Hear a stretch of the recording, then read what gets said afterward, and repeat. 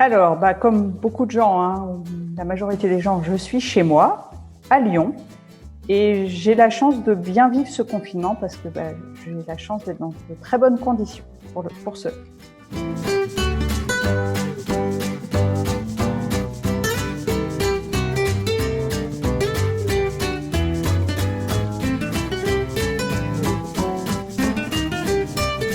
Alors, je suis adjointe au maire du 9e arrondissement, notamment j'ai une délégation autour des droits et de l'égalité.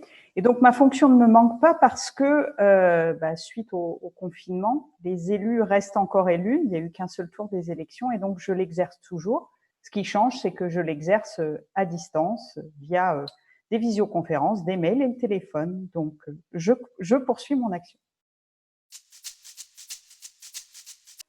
Oui, ce qui m'a marqué, c'est de voir comment on parle beaucoup plus de certains métiers. Je pense aux infirmières, aux caissières ou aux aides à domicile, comment ce sont des métiers qui sont maintenant, qui sortent de l'ombre parce qu'on se rend compte de leur forte utilité. Et je trouve que c'est très bien et j'espère que ça va nous aider pour la suite, pour montrer à quel point ces métiers sont utiles. Alors, c'est une autre chose qui m'a frappée dans cette période de confinement, notamment dans la façon dont les médias le traitent, c'est on voit plus du tout les familles monoparentales.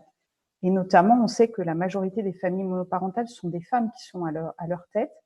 Et quand on nous parle des familles, on retourne à la famille, je dirais, entre guillemets, traditionnelle, un papa, une maman, des enfants, et on ne parle plus du tout des familles monoparentales. Elles n'ont pourtant pas disparu, elles sont très, très nombreuses en France. Alors oui, il y a quelque chose qui m'énerve vraiment beaucoup, c'est que on voit plus du tout non plus les femmes en tant qu'expertes dans les médias. On voit plus que des hommes pour nous parler de la crise actuelle, mais pour nous parler aussi de l'après. Pourtant, des femmes expertes, il y en a des tas dans tous les domaines. Ce qui m'a vraiment marqué, c'était la une du Parisien aujourd'hui en France il y a quelques semaines, où il y avait il y avait 4 hommes blancs qui allaient nous parler de l'après. Il n'y avait plus de femmes. On avait totalement disparu. Et ça, c'est juste incroyable. Eh bien, avec Alexandria Ocasio-Cortez, qui est une élue démocrate de la Chambre des représentants aux États-Unis, parce que c'est une femme vraiment que je trouve passionnante, vraiment intéressante, qui a des idées, une partie que je partage, mais j'aurais voulu profiter de ce confinement pour pouvoir discuter avec elle. Ça aurait été vraiment super. Mais bon, elle est occupée, alors on lui en veut pas.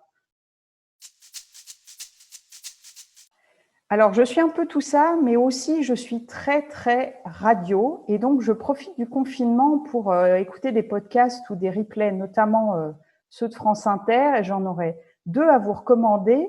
C'est Pas son genre de Julia Foyce. C'est super intéressant. Et puis, c'est la série aussi d'interviews qu'a fait Léa Salamé qui s'appelle Femmes puissantes, qui permet de découvrir des femmes très intéressantes.